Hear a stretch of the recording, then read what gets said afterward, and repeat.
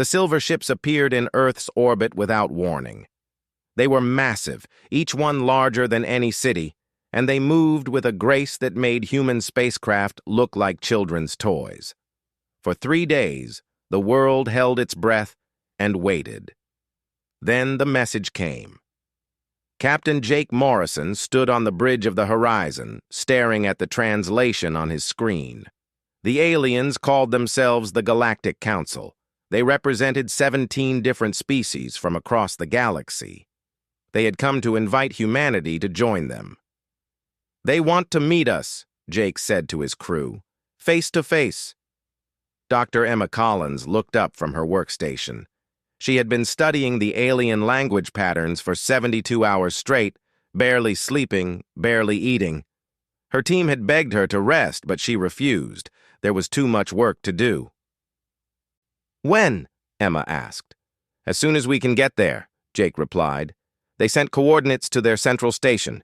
It's about 2 weeks away at maximum speed." Emma nodded and went back to her work. Jake watched her for a moment, concerned. Most people would have collapsed by now, but Emma just kept going, her eyes bright with excitement, despite the exhaustion written on her face. The Horizon left Earth 3 days later. Jake commanded a crew of 40, all volunteers, all eager to represent humanity to the stars. Emma came along as their chief scientist and translator. They brought gifts, cultural records, and a simple message of friendship. What they did not know was that the Galactic Council was not impressed with humanity. Ambassador Vex of the Zentari species watched the human ship approach. He stood in the observation deck with several other council members, studying the small vessel. It moved fast, faster than was considered safe, but it was still primitive compared to council technology. "They push their engines too hard," one observer noted. "They will damage their ship." "Humans do not seem to understand limits," another added. "Our scans show they have been working around the clock since they left their planet. Most of their crew should be resting, but they refuse." Vex nodded slowly. The Zentari had studied humanity for months before making contact. Humans were weak by galactic standards. They had no natural armor like the Crethans. They had no venom like the Slith. They were not large like the Dolvari. They were soft, easily damaged, and their technology was at least 1,000 years behind the Council's. "They will make good junior members," Vex decided. "They seem eager to learn. We will guide them carefully. They will need much protection." The other council members agreed. Humanity would need help to survive in a dangerous galaxy. It was the Council's duty to provide that help. The Horizon docked at the central station 2 weeks later. Jake and Emma stepped off their ship into a world beyond imagination. The station was huge, a city floating in space, home to millions of beings from dozens of worlds. The air smelled strange, full of scents Jake could not identify. The sounds were overwhelming, a mix of languages and music and machinery. "Stay close," Jake told Emma. "Don't wander off." Emma nodded, but her eyes were everywhere, trying to see everything at once. She had brought recording equipment and was capturing every detail. Ambassador Vex met them in a grand hall. He was tall, nearly 7 feet, with blue skin and 4 arms. His eyes were large and dark, and when he spoke, his mouth did not quite match the translated words they heard through their earpieces. "Welcome, humans," Vex said. "We are pleased to meet you. Your species shows great promise." Jake extended his hand. Vex looked at it for a moment, confused, then carefully grasped it. Jake shook firmly, the way his father had taught him. Vex seemed surprised by the strength of the grip. "Thank you for inviting us," Jake said. "We are honored to be here." The meetings began the next day. Jake and Emma sat through presentations about council history, council law, and council expectations. It quickly became clear that the council viewed humanity as children. They spoke slowly, using simple terms. They offered to assign mentors to Earth. They suggested that humans should not travel far from their home system until they learned proper safety protocols. Jake listened politely, but Emma grew frustrated. During a break, she pulled Jake aside. "They think we're stupid," she said quietly. "Or at least helpless." "I know," Jake replied, "but let them think that for now. We need to learn about them. We need to understand how things work out here." Emma wanted to argue, but she knew Jake was right, so they smiled and nodded and asked questions, and all the while they watched and learned. The council members, meanwhile, continued to underestimate the humans. They noted that Emma worked 16 hours a day on translation projects. They worried this was dangerous behavior. They suggested she should rest more, sleep more, take breaks. Emma just smiled and kept working. They observed that Jake only slept 4 hours a night. They warned him about health risks. Jake thanked them for their concern and continued his schedule.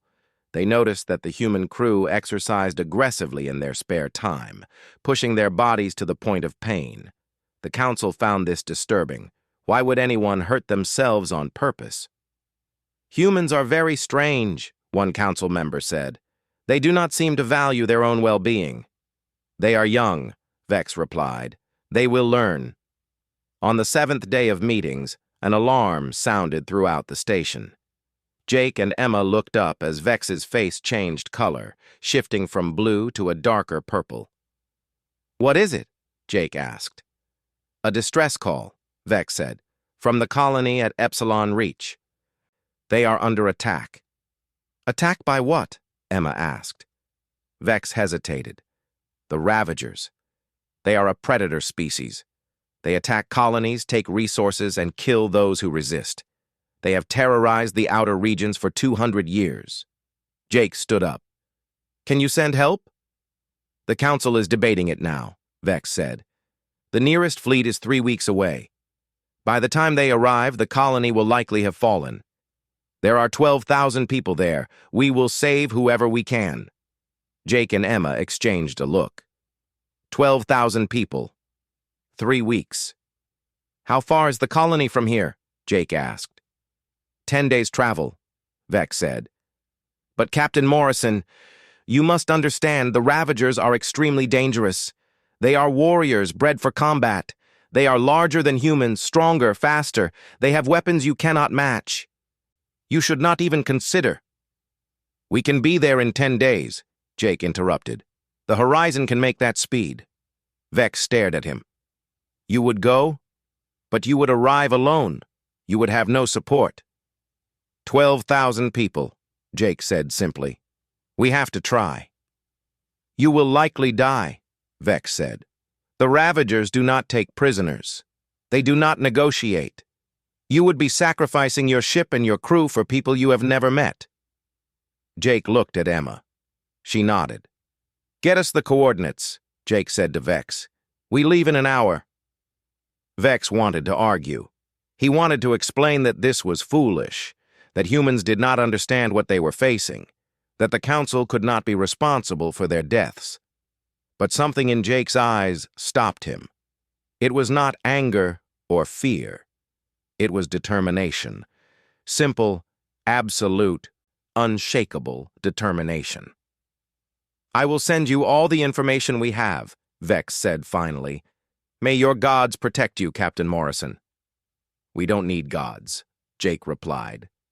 "We just need to get there in time." The Horizon left the station an hour later, pushing its engines to the absolute limit. The council watched it go, certain they would never see the humans again. Jake Morrison and his crew were heading into a battle they could not win, to save people they did not know, because the alternative was to do nothing, and doing nothing was simply not acceptable to humans.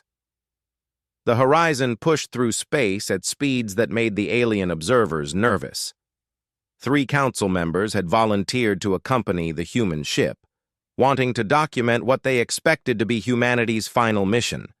They sat in their quarters, checking readouts and growing more concerned by the hour. "The engines are running at 112% capacity," one observer said. "This is not safe. The ship will break apart." "The humans know this," another replied. "They simply do not care." On the bridge, Jake Morrison stood beside Lieutenant Ben Hayes, watching the navigation charts. Ben had been awake for 20 hours straight, refusing to leave his post. "We can shave another 6 hours off the journey if we cut through the vortex field," Ben said. "But the radiation there is intense. We would need to reroute power from life support." "Do it," Jake said. "We can handle a little radiation." "It's not a little, sir. The crew will be sick." "But alive," Jake said. "The people at Epsilon Reach might not be if we arrive too late." "Make the course change." Ben nodded and input the new coordinates. In the engine room, Megan Torres saw the new demands on her systems and whistled low. The engines were already running hot. This would push them even further. "You want more power?" she asked over the comm system. "You got it. But I'm staying down here to babysit these things. If they blow, I want to see it coming." "Get some sleep, Megan," Jake said. "Sleep is for people who aren't trying to break physics," Megan replied. "I'll sleep when we get there." Emma Collins worked in her lab studying the data Vex had sent about the Ravagers. They were impressive predators. 3 meters tall, covered in natural armor plating, with claws that could tear through steel. They hunted in packs using ambush tactics. They were fast and brutal. But Emma noticed something interesting. The Ravagers had a strict hierarchy. They followed their commanders without question. If the command structure was disrupted, their coordination fell apart. She made notes and sent them to Jake. The ship shook violently as they entered the vortex field. Alarms blared. The radiation levels climbed. The crew felt it immediately, a sickness in their stomachs, a pounding in their heads. But no one complained. They just kept working. The council observers became ill within the first hour. They retreated to their quarters, unable to function. They expected the humans to do the same. Instead, the humans simply tied back their hair, drank water, and continued their tasks. When one crew member vomited, he cleaned up and returned to his station. "How are they still working?" one observer asked weakly. "The radiation levels would incapacitate most species." "Humans have high tolerance for punishment," another observer said, "but they must be suffering." They were suffering. Every person on the horizon felt terrible. But they had a job to do, and the job mattered more than their comfort. The horizon emerged from the vortex field 16 hours later. They had cut 8 hours off their journey time. The crew looked rough, pale, and tired, but they were still functional. Jake ordered everyone to take vitamins and drink plenty of water. Then they kept going.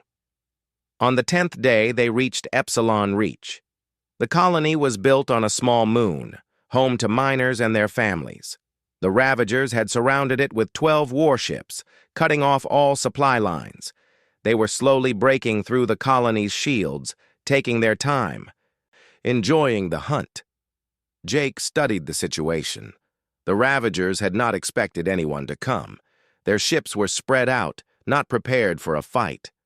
"Ben, I need firing solutions on all 12 ships," Jake said. "Megan, I need every bit of power you can give me. Alex, send a message to the colony. Tell them help has arrived." Alex Chen, the communications officer, hesitated. "Sir, there's only one of us. Should we say reinforcements are coming?" "No lies," Jake said. "Tell them the horizon is here. That's enough." The horizon dropped out of faster-than-light travel and immediately opened fire. The Ravagers were caught off guard. 2 ships took critical damage before they could even raise their shields. The others turned to face this new threat. The Ravager commander, Thask, stared at his screens in confusion. One small ship had attacked his entire fleet. It made no sense. This was either bravery or stupidity, and Thask had seen enough of the galaxy to know it was probably stupidity. "Destroy them," Thask ordered. "Quickly." But the horizon did not fight like other ships. When it took damage, it rotated to present undamaged shields. When weapons overheated, the crew switched to backup systems. When the Ravagers tried to surround it, Jake pushed the ship into impossible maneuvers, using the moon's gravity to slingshot around and change positions.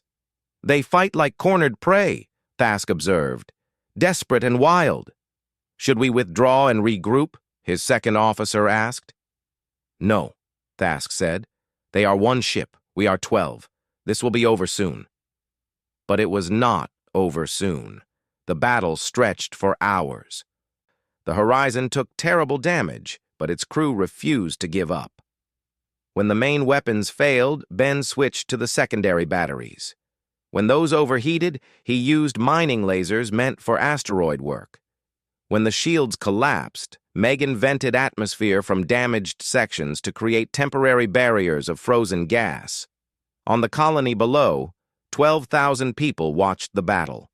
They saw one small ship fighting an entire fleet. They saw it take hit after hit and keep fighting.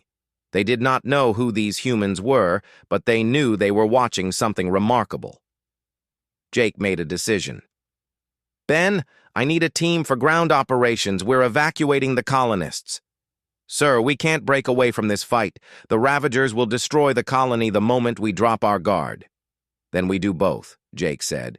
"You have the bridge. Keep them busy. I'm taking a shuttle down." Emma grabbed her equipment. "I'm coming with you." "Emma, you're a scientist, not a soldier." "I'm a human," Emma said. "And humans don't leave people behind. That's what you taught me." Jake could not argue with that. He gathered a team of 8, including Emma, and took a shuttle to the surface. The flight down was rough, with Ravager weapons fire cutting through the sky. They landed hard outside the colony's main entrance. The colony administrator met them at the door. She was a Dulvari, large and gray-skinned, and she was crying. "You came," she said. "We sent the distress call 10 days ago. We did not think anyone would come." "We came as fast as we could," Jake said. "How many people can you evacuate right now?" "All of them if we had time." "But the shields will fail in hours." "Then we have ours," Jake said. "Get everyone to the shuttle bay.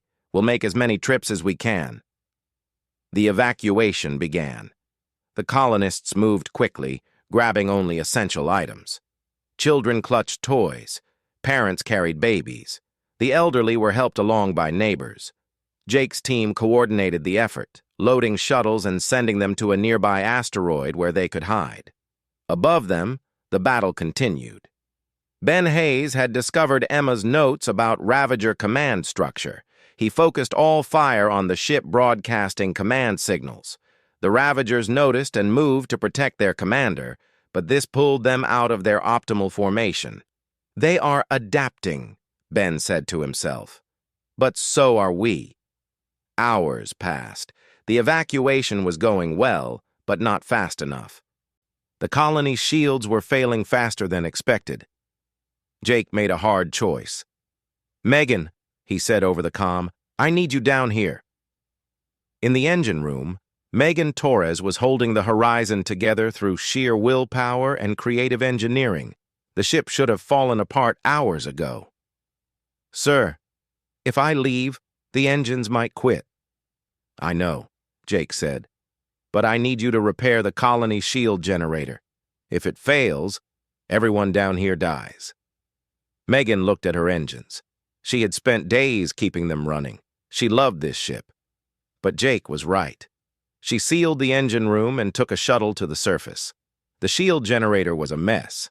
It had been damaged by Ravager weapons and was barely holding together. Megan assessed the situation and realized it would take hours to fix properly. "I can get you 30 more minutes," she told Jake. "Maybe an hour if I push it." "How?" "By overloading the power cells. It will burn out the generator completely, but it will hold until then." "Do it," Jake said.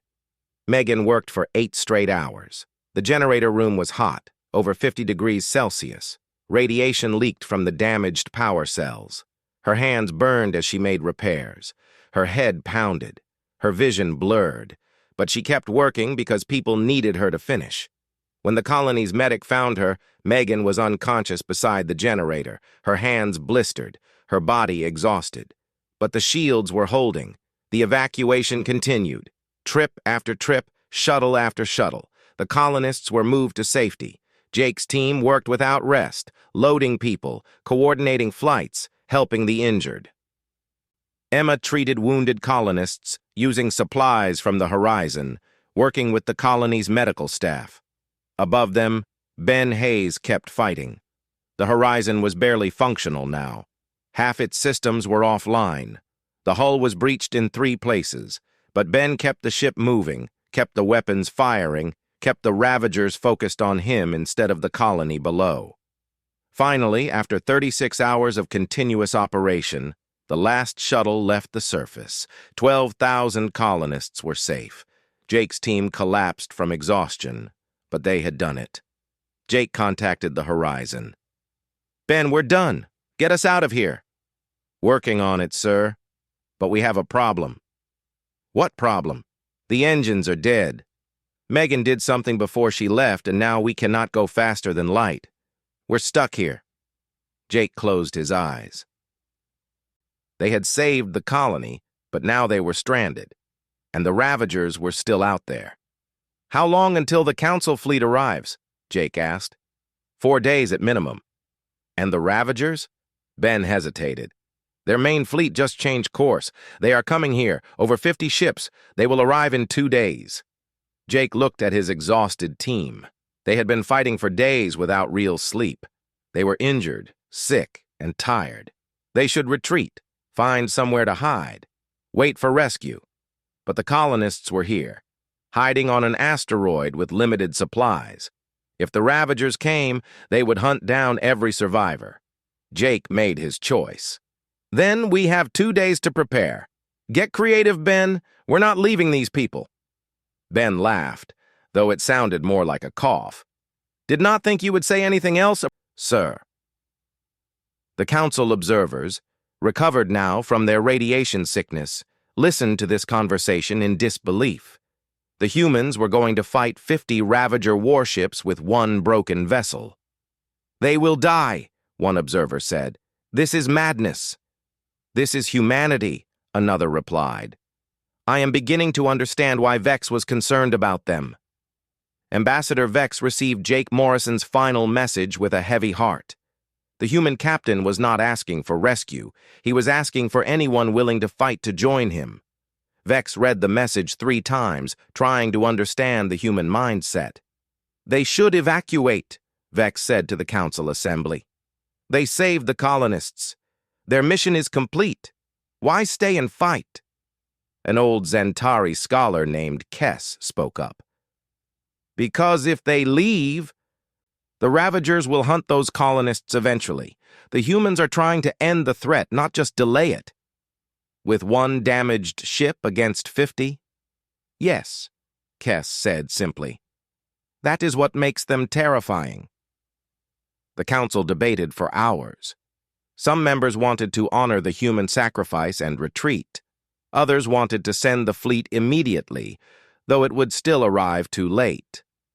Finally, Vex made a suggestion. "Broadcast it," he said. "Show the galaxy what the humans are doing. Let every species see their choice. Then let each captain decide if they want to join the fight." The broadcast went out across council space. Millions of beings watched as the damaged human ship, the Horizon, began preparing defensive positions around the asteroid field. They watched as 40 humans, injured and exhausted, refused to retreat. The reaction was immediate and overwhelming. Most species thought the humans were insane. Some thought they were noble. A few began to wonder if humanity was something entirely new. On Earth, Nina Park watched the broadcast with other scientists. She was an expert in alien psychology, and she understood what the council was seeing. "They don't get it," Nina said to her colleagues. "They think humans are being heroic. They don't realize this is just how we are." "What do you mean?"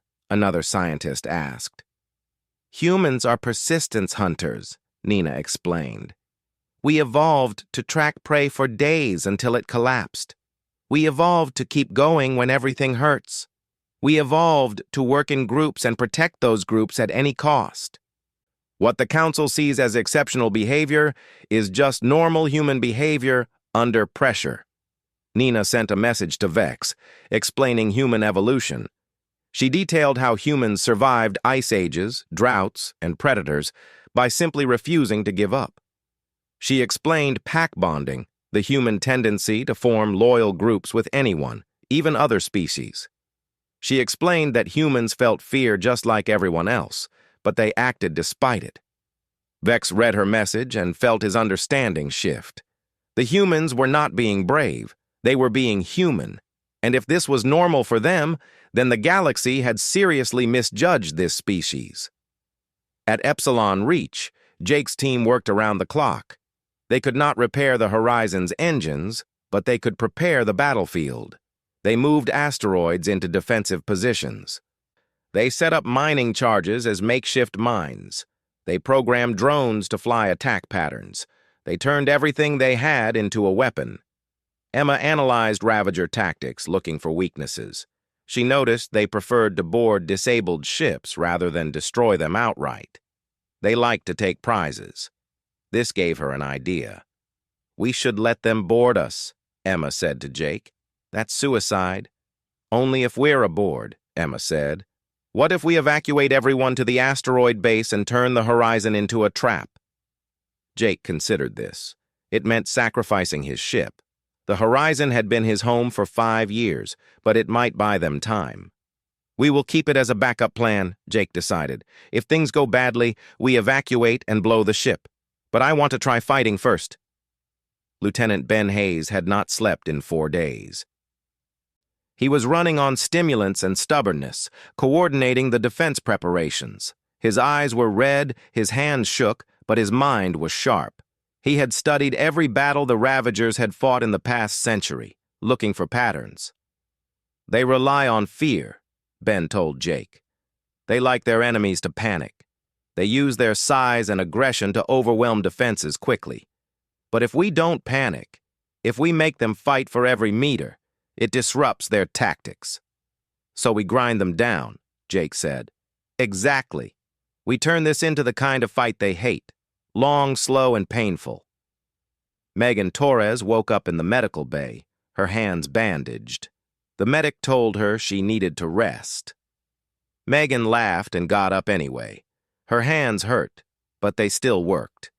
She joined the preparation efforts, helping to rig the explosives.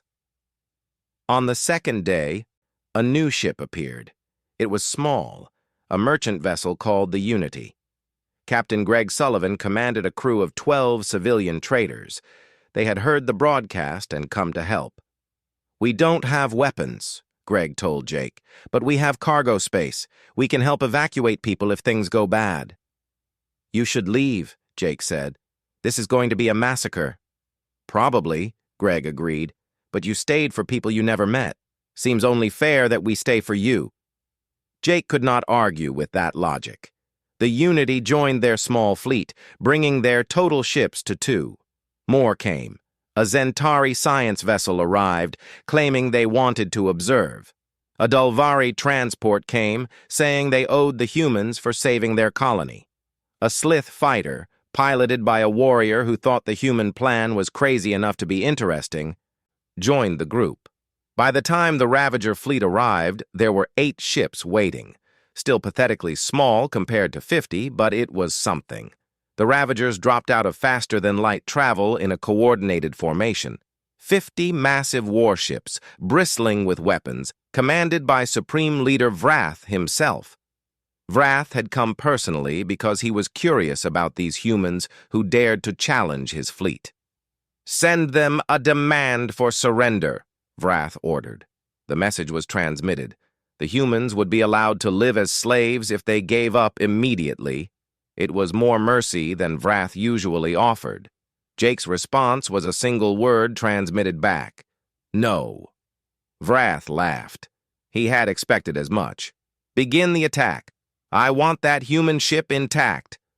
I want to study their bodies and learn what makes them think they can challenge us." The Ravager fleet moved forward. Jake's small group scattered into the asteroid field, using the rocks for cover. The battle began. It was immediately clear that the humans were badly outmatched. The Ravager ships were faster, stronger, and more numerous. But something strange happened. The humans did not fight like normal prey. When their shields failed, they rotated their ships to protect damaged sections. When their weapons overheated, they used the asteroids themselves as weapons, pushing them into Ravager flight paths. When they were surrounded, they did not panic. They just kept fighting. The Unity, the unarmed merchant ship, positioned itself between Ravager vessels and the asteroid where the colonists hid. When Ravagers fired at it, Captain Greg Sullivan dodged and weaved, leading them on a chase through the debris field. His ship took damage, but he kept going, buying time for others. "Why does that ship not retreat?" a Ravager officer asked Vrath. "It has no weapons. It cannot win." "I do not know," Vrath admitted. He was beginning to feel uneasy.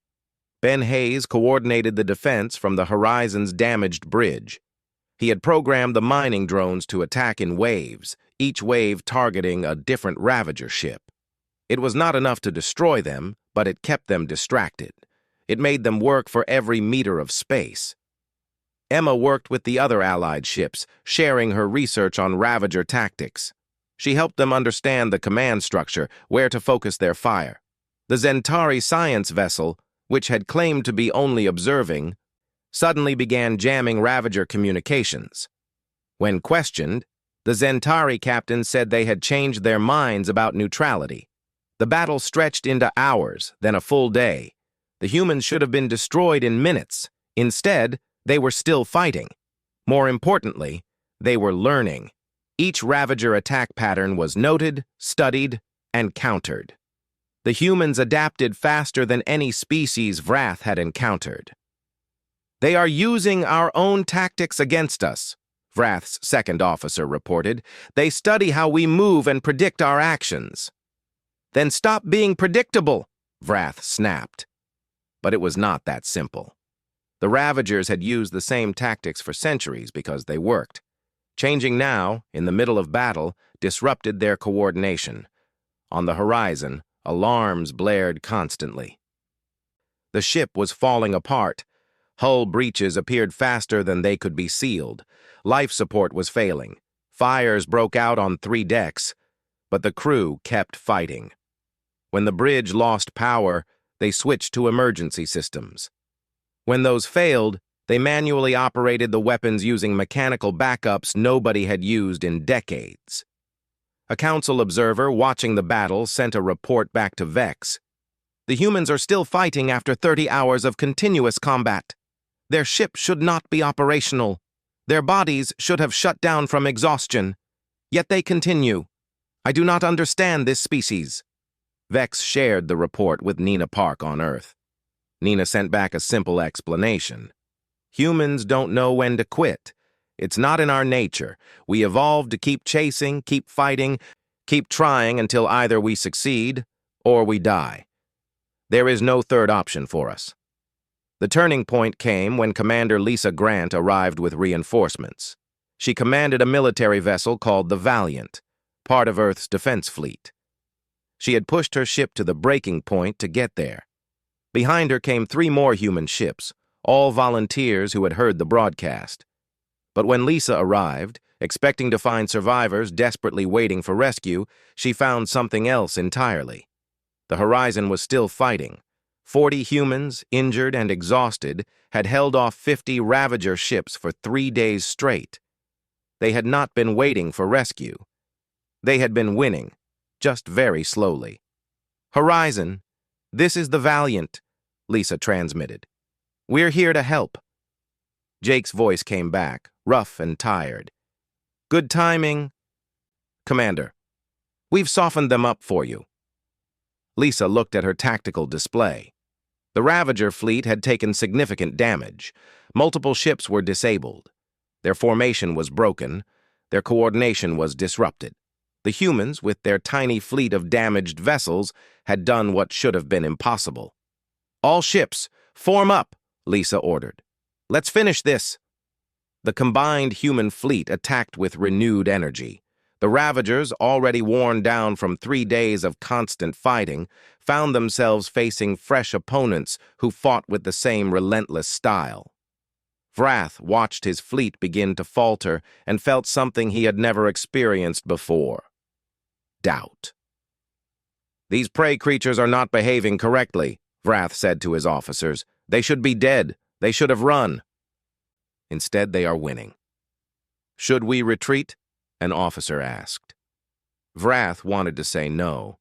The Ravagers did not retreat, but he was looking at his display and seeing ship after ship take critical damage. He was watching his carefully coordinated fleet fall apart against an enemy that simply would not stop attacking. More importantly, he was beginning to understand what he was fighting. These were not prey. These were predators, patient, persistent, and absolutely unwilling to give up. And predators that decided you were their target did not stop until you were dead. For the first time in 200 years, the Ravager fleet broke formation and retreated. They did not fall back to regroup. They ran, scattering across the system, each ship trying to reach faster than light speeds and escape. The species that had terrorized the galaxy for centuries fled from 40 exhausted humans and their makeshift fleet. Jake Morrison sat in his damaged chair on his damaged bridge and watched them go. He was too tired to celebrate. His crew was too tired to cheer. They had done what needed to be done, and that was enough. The Council fleet arrived 2 hours later to find the battle already over. 6 months after the battle at Epsilon Reach, the Galactic Council called a special session. The Grand Council chamber was filled with representatives from all member species. Humans had been invited to send their own ambassador. They sent Kate Reynolds, a former military commander who had become Earth's chief diplomat. Kate walked into the chamber with confidence. She was tall for a human woman, with short gray hair and sharp eyes that missed nothing. The other species watched her carefully. In 6 months, humanity had become the most discussed topic in the galaxy. Ambassador Vex opened the session. "We have gathered to discuss the matter of humanity and their place in our council. In the past months, we have observed things that challenge our understanding of what is possible." He gestured to a display screen. It showed data from various human missions, trade ships that worked through the night to meet deadlines, rescue teams that entered radiation zones other species avoided, diplomats who formed bonds with species the Council had considered incompatible. Every report showed the same pattern: humans doing things that should not be possible. "We need to understand what we are dealing with," Vex said. "Dr. Chris Webber has studied humanity's evolutionary history. He will present his findings." Chris Webber was a xenobiologist from Earth who had spent his career studying how different species evolved. He stood before the Council, nervous but determined. "Thank you, Ambassador. I will be direct. Humans are pursuit predators. We evolved on a planet that was constantly trying to kill us. Every adaptation we have is designed for one purpose: survival against impossible odds." Chris activated a holographic display showing human anatomy. "Look at our cooling system. We sweat. Most species pant or seek shade to cool down. Humans sweat, which means we can run for hours in hot weather without overheating. We used to hunt by chasing prey until it collapsed from heat exhaustion." The Council members shifted uncomfortably. The idea of hunting through exhaustion seemed cruel. "Look at our stamina," Chris continued.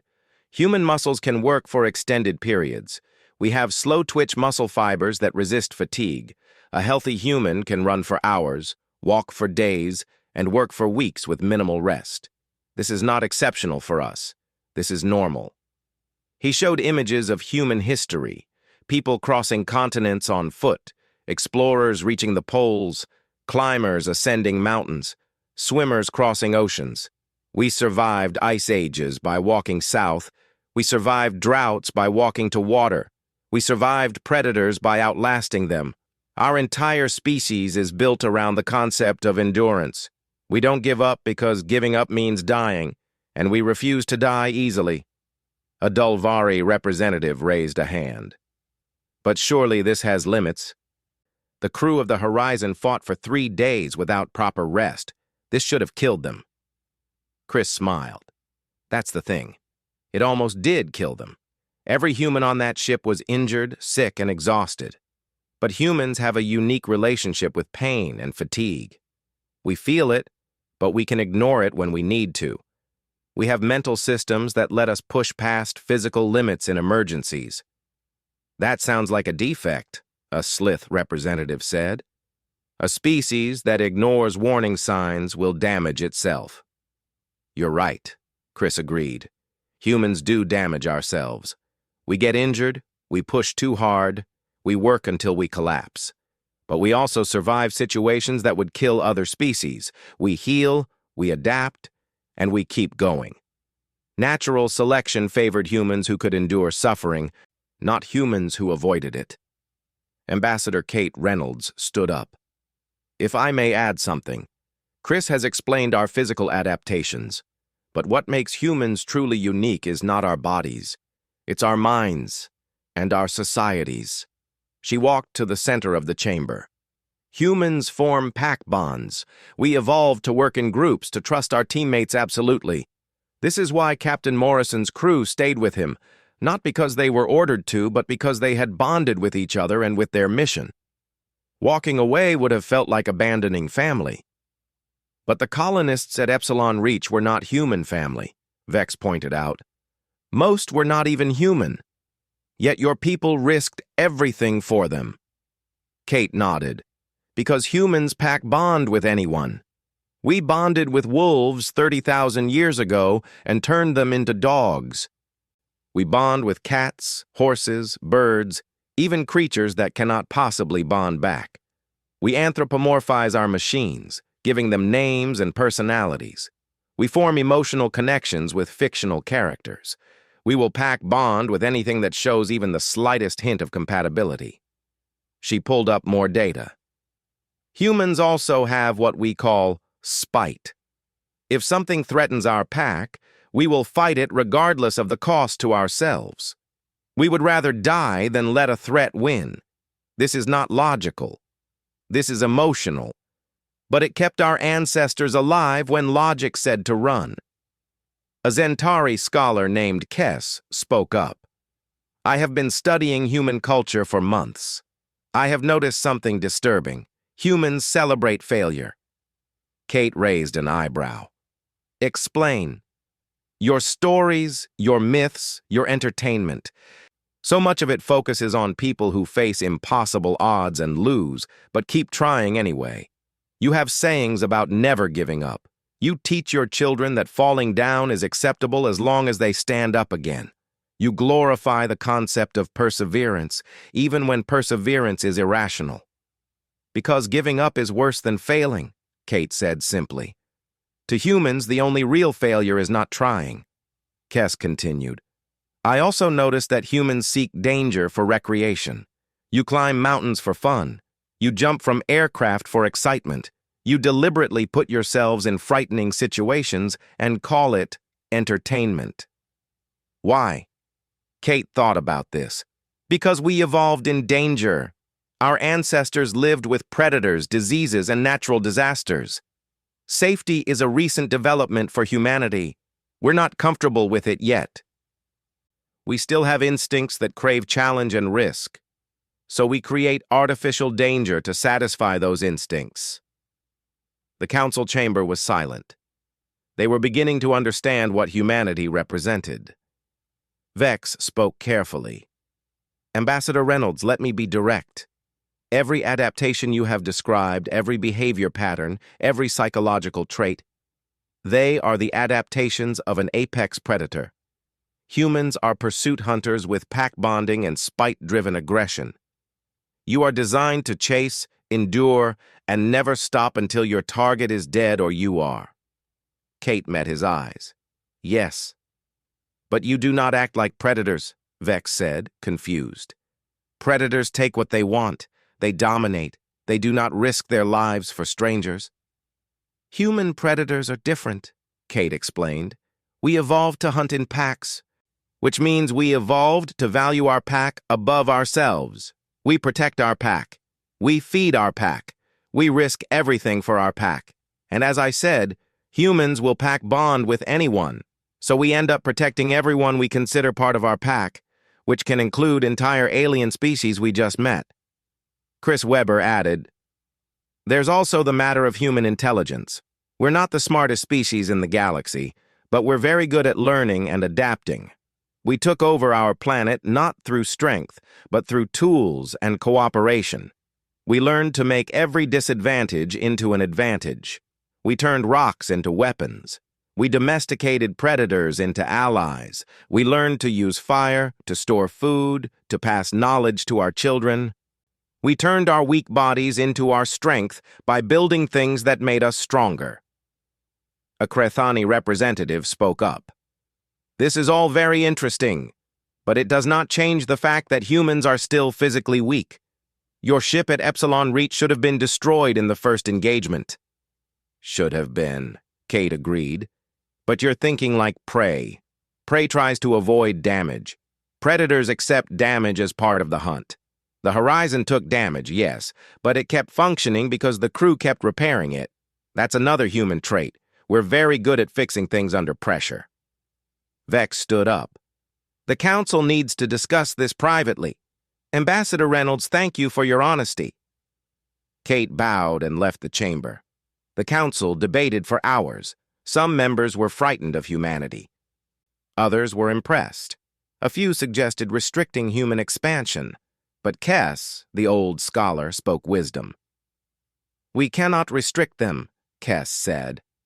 "Restricting a predator only makes it more dangerous. Besides, look at what they have done.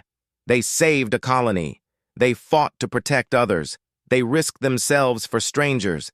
These are not the actions of a threat. These are the actions of a guardian." "A guardian that could turn on us," someone said. "Only if we threaten their pack," Kess replied, "and we are smart enough not to do that." In the end, the Council made a decision. They would not restrict humanity. Instead, they would acknowledge what humanity was and give them a role that suited their nature. 3 days later, Kate Reynolds was called back to the Council chamber. Vex looked tired but resolute. "Ambassador Reynolds, the Council has reached a decision. We formally recognize humanity as an apex predator species. You are the first such species to join the Council peacefully." Kate waited. There was more coming. "We also create a new position, Defender of the Realm. This role will be held by humanity. When threats arise that other species cannot face, when situations require endurance beyond normal limits, when someone needs to fight the impossible battle, we will call on humans." Kate considered this carefully. "You want us to be your warriors." "No," Vex said firmly. "We want you to be what you already are. Protectors who refuse to give up. Guardians who will endure anything to keep others safe. We just want to make it official. And if we refuse, then we respect your choice. But we hope you will accept. The galaxy needs someone who doesn't know how to quit." Kate smiled. "I need to discuss this with Earth, but I think I know what they'll say." 2 weeks later, Earth's answer came. They would accept the role, but with one condition. Humans would only fight to protect, never to conquer. They would be defenders, not invaders. Guardians, not tyrants. The Council agreed immediately. They understood that this was not just a condition, it was a promise. Humans would fight to protect their pack, and the Council was now part of that pack. The news spread across the galaxy. Reactions were mixed. Some species felt safer knowing humans would defend them. Others were nervous about giving predators official sanction. But most recognized that something had changed fundamentally. The galaxy had discovered a species that could endure anything, outlast anyone, and absolutely refuse to abandon those who depended on them. And that species was not asking for power or territory. They were offering protection. In a universe full of predators and prey, humans were something new. Predators who chose to protect prey instead of hunting it. The galaxy did not know what to make of this. But they knew one thing for certain. They were very glad humans were on their side. The alert came 6 months after humanity accepted the role of Defender of the Realm. Commander Ryan Mitchell sat in Earth's defense headquarters when the message arrived from the Galactic Council. His face grew serious as he read it. "What is it?" his second officer asked. "The Ravagers," Ryan said. "They've assembled their entire species into one fleet. Over 300 warships. They're not raiding colonies anymore. They're coming here. They're coming for Earth." The news spread quickly. The Ravagers had been humiliated at Epsilon Reach. Their reputation as unstoppable hunters had been shattered by exhausted humans in damaged ships. Now they wanted revenge. They would destroy humanity completely or die trying. Ryan called an emergency meeting with Earth's leaders. They gathered in a war room deep underground, studying tactical displays. "We have 2 weeks before they arrive," Ryan said. "Maybe less if they push their engines. The Council is sending every available ship. We'll have the largest defensive fleet in galactic history, but it still might not be enough." "How many ships can we muster?" the President asked. "Earth can field 70 warships. The Council can send 200 more." "That's 270 ships against 300 Ravager vessels. The odds are not good." An admiral spoke up. "We should evacuate. Get civilians to deep space stations, underground facilities. If the Ravagers reach the surface, they'll kill everyone they find." Ryan shook his head. "No. If we evacuate, we're admitting defeat before the battle starts. Besides, this is our home. We're not leaving." "So what do we do?" the President asked. Ryan smiled. It was not a happy smile. "We do what humans do best. We make them work for every meter. We turn our entire planet into a fortress, and if they manage to land, we make them regret it." The preparation began immediately. Every nation on Earth contributed. Military forces mobilized. Civilian volunteers signed up for defense training. Engineers built fortifications. Scientists developed new weapons. The whole planet became a war machine, and humans did not complain about the work. They welcomed it. Captain Pete Morris commanded a submarine in the Pacific Ocean. He received orders to prepare for surface combat against alien vessels. His crew thought this was insane. "Sir, submarines are for underwater combat," his executive officer said. "How are we supposed to fight spaceships?" Pete grinned. "Same way humans have always fought things bigger than us. We ambush them, hit them hard, and disappear before they can hit back. If they come down to our oceans, they're fighting on our territory." Meanwhile, Dr. Laura Kim worked in a laboratory, studying the biology of human endurance. She was trying to understand how humans could keep functioning under extreme stress. What she discovered changed everything. "It's in our cells," Laura explained to Ryan Mitchell. "Human mitochondria, the parts of our cells that produce energy, are incredibly efficient. They can keep working under conditions that would shut down other species. It's like having a backup generator that never quits." "Can we use this?" Ryan asked. "Already working on it," Laura said. "I'm designing shield generators based on this principle. Shields that can take damage and keep functioning, that can regenerate faster than conventional ones. I'm calling them endurance shields." She worked for 16 hours a day on the project. When colleagues told her to rest, she refused. When her hands cramped from typing, she switched to voice commands. When her eyes hurt from staring at screens, she kept going anyway. Because people needed her to finish. Captain Jake Morrison had recovered from his injuries at Epsilon Reach. He now commanded a new ship, the Defiant, and his crew was a mix of humans and aliens who had fought with him before. Lieutenant Ben Hayes was his tactical officer again. Engineer Megan Torres, her hands fully healed, ran the engine room. Emma Collins served as science officer and strategic advisor. "It feels like coming home," Ben said as they prepared for battle. "Home is behind us," Jake replied, looking at Earth on the view screen. "That's what we're protecting." The Council fleet arrived 3 days before the Ravagers. Ambassador Vex led them aboard a massive Zentari flagship. He met with Ryan Mitchell and Jake Morrison to coordinate the defense. "We have never assembled a fleet this large," Vex said. 270 ships. This represents every vessel the Council could spare. But I must be honest, we are still outnumbered. "Numbers aren't everything," Ryan said. "We've learned that the Ravagers rely on fear and intimidation. They expect their enemies to panic. We won't. We'll make this the longest, bloodiest fight of their existence." "They will try to land on Earth," Jake added. "They'll want to hurt us personally. We should let them. This is our planet. We know every mountain, every ocean, every forest. Down there, we have the advantage." Vex looked troubled. "You want them to invade? That seems dangerous." "Everything about this is dangerous," Jake said.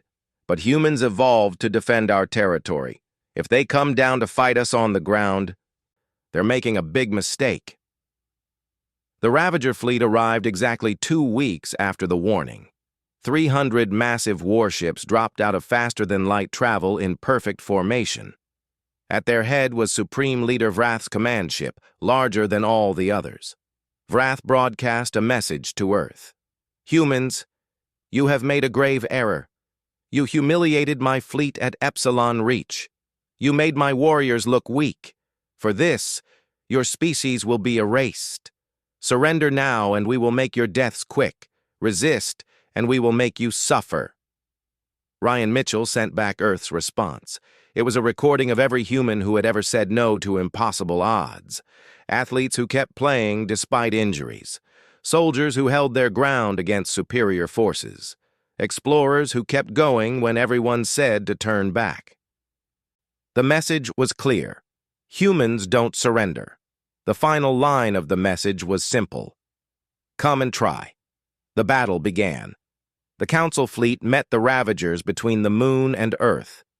Laura Kim's endurance shields proved their worth immediately. Ships that should have been destroyed took hits and kept fighting. Damaged vessels regenerated their defenses faster than the Ravagers expected. But the Ravagers were experienced warriors. They adapted quickly, focusing fire on individual targets, trying to overwhelm them before the shields could regenerate.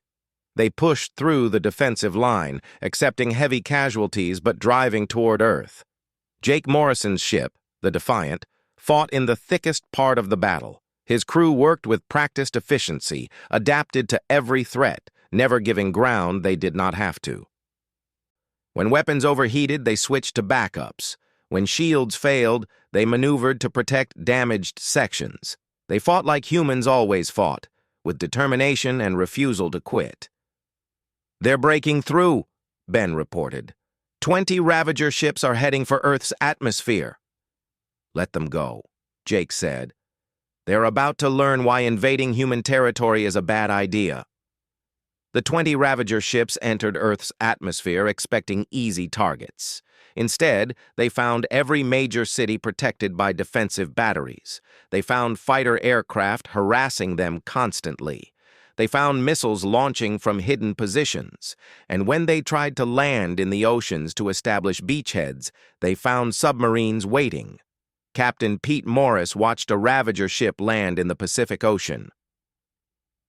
The massive vessel displaced millions of gallons of water. Ravager troops began deploying, preparing to march onto land. "Fire everything," Pete ordered. His submarine and 5 others launched torpedoes simultaneously. The underwater explosions were massive. The Ravager ship, designed for space combat, had no defense against underwater attacks. It listed to one side, taking water, struggling to stay afloat.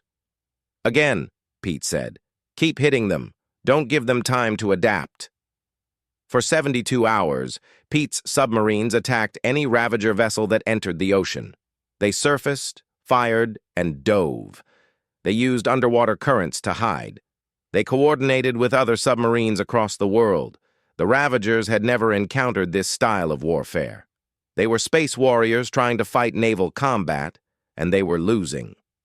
In space, the battle continued. More Ravager ships broke through, trying to reach Earth. But for every ship that made it past the defensive line, 2 more were destroyed. The Council fleet fought with a ferocity they had never shown before. They had learned from humans. They refused to retreat. They repaired damage mid-battle. They protected each other like pack members. Ambassador Vex watched from his flagship and felt pride. "We are fighting like humans," he said to his crew. "We are refusing to give up, and we are winning." But the turning point came when Jake Morrison led a strike force directly at Vrath's command ship. It was the same tactic he had used at Epsilon Reach. It was suicidal by normal standards. But Jake was counting on human advantages: endurance, adaptability, and absolute refusal to quit. The Defiant and 10 other ships, a mix of human and Council vessels, pushed through the Ravager fleet. They took terrible damage. Ships fell behind, too damaged to continue. But Jake kept going, and those who could follow did. They reached the command ship and began boarding procedures. Jake led a team of 30 humans and aliens onto the Ravager vessel. They fought through corridors, taking casualties, never stopping. Every step was contested. Every room was a battle. But they kept pushing forward. Supreme Leader Vrath waited in his command center, surrounded by his best warriors. He was confident. These prey creatures would die here, and their deaths would restore Ravager honor. The door exploded inward. Jake Morrison stepped through the smoke, his armor damaged, his weapon raised. Behind him came his team, humans and aliens fighting side by side. Vrath stood to his full height, 3 meters tall, covered in armor plating. He was a perfect warrior, evolved for combat, trained from birth to kill. Jake was a human, smaller, weaker, softer. But he had something Vrath did not understand. They fought. Vrath was faster, stronger. His claws tore through Jake's armor. His strength threw Jake across the room. By all logical measures, Vrath should have won in seconds. But Jake got up. Every time Vrath knocked him down, Jake stood up. When Vrath's claws cut him, Jake kept fighting. When Vrath threw him into a wall, Jake used the wall to push off and attack from a different angle. Vrath began to feel something unfamiliar. Not fear of losing the fight, fear of what Jake represented. This was a creature that would not stay down. That could not be intimidated. That would keep coming until either it won or it died. Jake was not trying to match Vrath's strength. He was doing what humans do. He was enduring, adapting, and waiting for his moment. When Vrath overextended on an attack, Jake took his chance. His weapon found the gap in Vrath's armor. The Supreme Leader fell. The Ravager command ship lost its coordination. The fleet, so carefully organized, began to fracture. Individual ships fought on, but without central command, their famous tactics fell apart. In his command center on Earth, Ryan Mitchell watched the Ravager fleet begin to retreat. Not a coordinated withdrawal, a rout. The species that had terrorized the galaxy for centuries was running from a planet they had intended to destroy. "Should we pursue?" an admiral asked. "No," Ryan said. "Let them go. Let them tell everyone what happened here. Let every Ravager know that humans will fight for their home with everything they have." The battle ended. Earth was damaged, but intact. The Ravager fleet was scattered. Over half their ships were destroyed or disabled. The rest fled into deep space, broken and demoralized. The aftermath took months. The Council helped repair damage. Species from across the galaxy sent aid. Everyone wanted to help the humans who had proven they would fight for others. Jake Morrison recovered from his injuries and retired from active service. He had done enough fighting for one lifetime. He returned to Epsilon Reach, the colony he had saved a year ago. It had grown into a thriving community, a mix of dozens of species living together. They had built a memorial there. A simple stone wall with names carved into it. Every person who had fought to save the colony. Humans, Zentari, Dulvari, Slith, and others. All equal. All remembered. A small child, a Zentari girl, approached Jake as he stood looking at the memorial. She had been born after the battle, had only heard stories. "Are you Captain Morrison?" she asked. "Used to be," Jake said. "Now I'm just Jake. My parents say you saved them. They say humans are the scariest species in the galaxy." Jake knelt down so he was eye level with her. "Do I look scary?"